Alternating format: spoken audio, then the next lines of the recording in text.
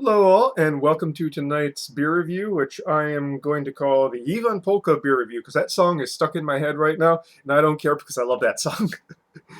you know, you, if you don't know what the song is, it's that Finnish song that just kind of became a meme that goes, and so it's that one stuck in my head right now. It's going to be probably playing the entire time while I'm doing this review, and good time after until I don't know, I go to sleep or something.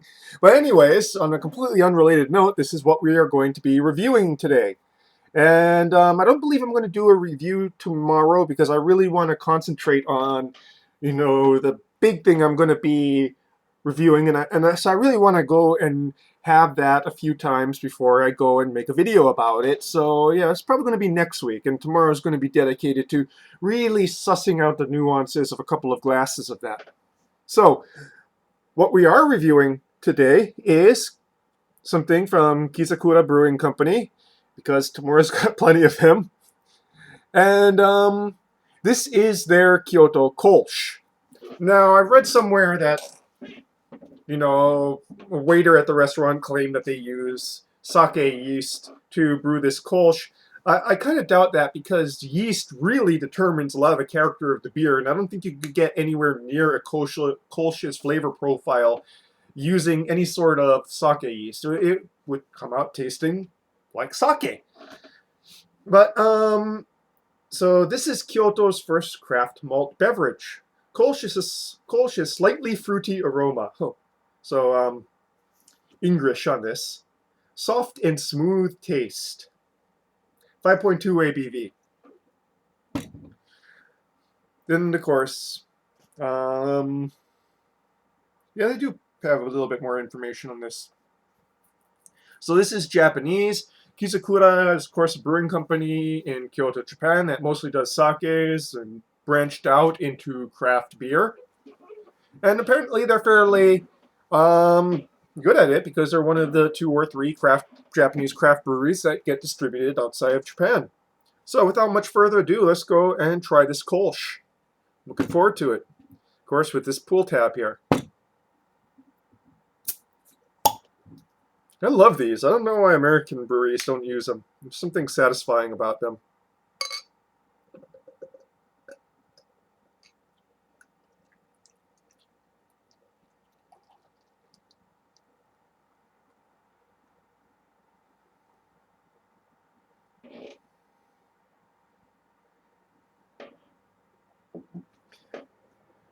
So,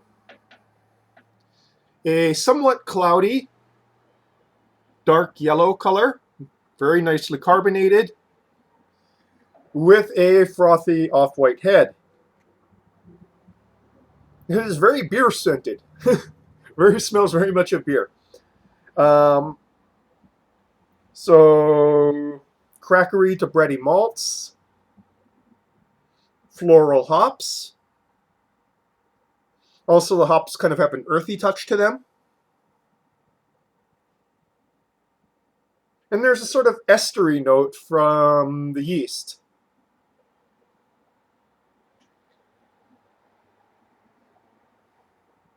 So slight hints of fruitiness in the nose, but it's mostly that sort of estery note. So it's evocative of fruits rather than of fruit itself. But all in all, very beer smelling.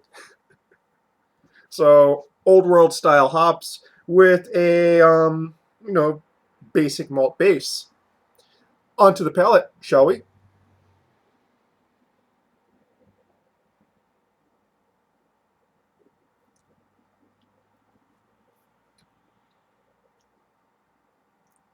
It's definitely a Kolsch.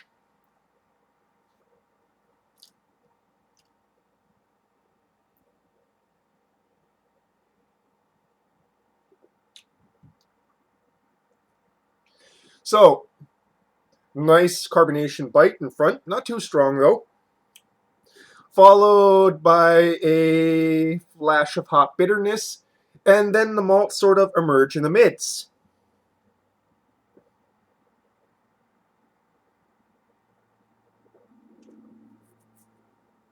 Fruitiness, but not particularly sweet fruitiness, more of a juicy fruitiness. Again, it's two styles, so it's not like an IPA style fruit. This is still fairly dry, fairly crisp. Actually, pretty. Actually, more than fairly dry. I'd say it's pretty dry rather than fairly,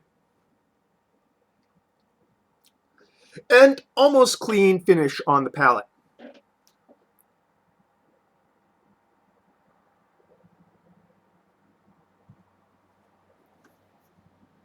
Some residual hop bitterness.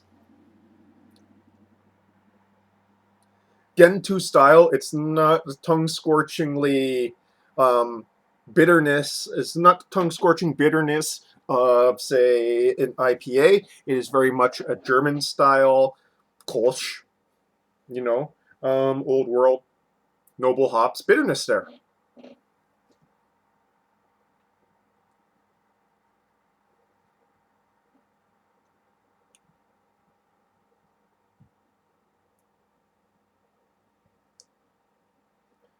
So this is a Kolsch. It's not going to go and really be an amazingly nuanced beer, but this is very much to style, and so that's what's impressive to me is when a style that is very narrow in its definitions, very narrow in its taste and smell profiles, is hit, and this one pretty much hits it on all the marks.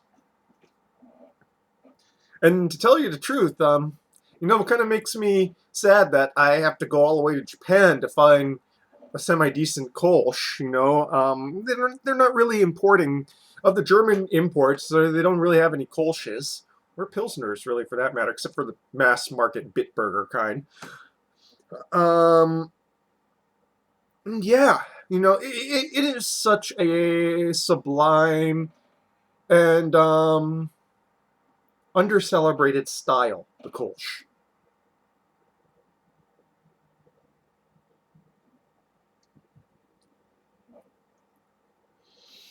Now, I'm making some, you know, some, what's the word I'm looking for here? I'm losing a lot of vocabulary lately. I'm making some exceptions here. It's been on the shelf for a little while, so it's not as bright as I think it would be fresh, but I can tell that there's still a little bit of pop there. Not as bright as it would be fresh. I think it would be, fresh out of the brewery, or from on draft from the brewery. I'm pretty sure it'd be mind-blowingly bright. So slightly muted, but that's just a small little caveat. It's something that happens when you buy import beers that have taken some time to get to where they're going and probably have sat on the shelf for a little bit because they don't go and turn over as quickly as domestics do.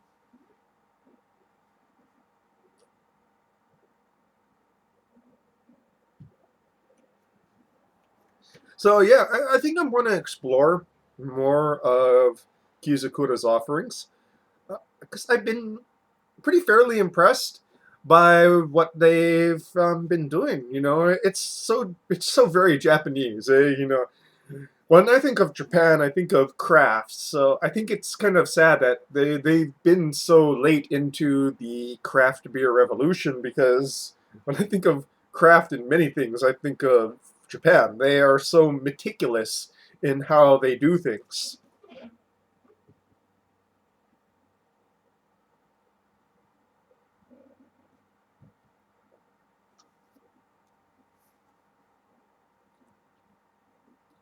Yes, this is a very satisfying beer, I have to say. Very satisfying. So, anyways,